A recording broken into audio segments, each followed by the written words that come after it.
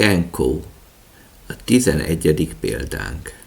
Kenko vagy Kenko, egy kevésbé ismert, de ikonikus inka lelőhely, Cusco közelében, ahol a habarcs nélküli ciklópikus kőfalak különleges térformákhoz és szakrális sziklaarchitektúrákhoz kapcsolódnak. A helyszín egyedi, sziklabarlangjairól, oltárairól és monumentális kőépületeiről híres.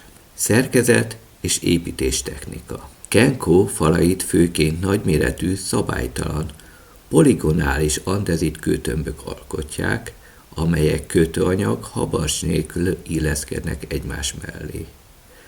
A ciklópikus technika lényege, hogy a köveket úgy formálták és csiszolták, hogy a tömbök egymáshoz tökéletesen illeszkedjenek. Így szinte mozaikszerű, de földrengésbiztos szerkezetet alkotnak. A falakat gyakran 5 vagy 6 szögletű, egymáshoz illesztett kőtömbökből rakják fel, a hézakokat szinte nullára csökkentve. Egyetlen penge sem fér be a kövek közé. Az építőelemek ritkán rétegesek. A hézagok nem függőlesek vagy vízszintesek, hanem szabálytalanul futnak.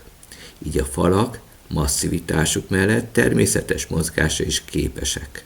Funkció és jelentőség. Kenko szakrális központ volt, ahol rituális sziklaoltárokat, sziklába vájt járatokat, csatornákat és misztikus sziklaszobrázatot kombináltak a monumentális falazatokkal. A ciklópikus falak nem csak védelmi szempontból figyelemre méltóak, hanem a terület szakrális hierarchiáját, hatalmi státuszát is hangsúlyozzák. Örökség. Az inka ciklópikus habarcs nélküli falazás Carrara márvány precíz illesztéséhez hasonló technológiai bravúr az Andokban. Kenko helyszínén különösen jól tanulmányozható az ősi mérnöki tudás.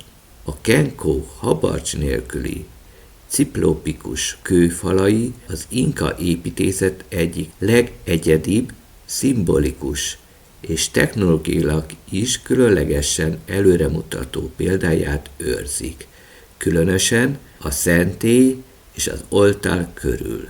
Kenko sziklabarlangjai Cusco közelében az inka kultúra egyik legismertebb szakrális helyszínei, amelyek misztikus föld alatti kamrákkal, oltárokkal és ciklába vájt járataikkal, a vallási rituálék és a természettel való kapcsolat fontos központjai voltak. Szerkezet és funkciók. A központi elem egy hatalmas mészkőtömb, amelyben cikcakosan vájt csatornák futnak. Ezek lehettek a folyékony áldozatok, például csicsa vagy vér, helyei, amelyek az isteneknek ajánlottak fel. A szikla alatt föld alatti járatok és természetes barlangokat alakítottak ki, ahol oltár található. Egyetlen hatalmas sziklatömbből faragva, padlóval, asztallal és fülkékkel. E föld alatti kamrák az inka hagyomány szerint láma vagy akár emberáldozatokat, mumifikálást és temetkezési szertartásokat is végezhettek. Az oltár mérete egy fekvő embernek is megfelel. Az amfiteátrum és a barlang szinte labirintusszerűen kapcsolódik egymáshoz. Ezért is nevezték el a helyet a quechua, huico, cikcak labirintus szóról. Értelmezés.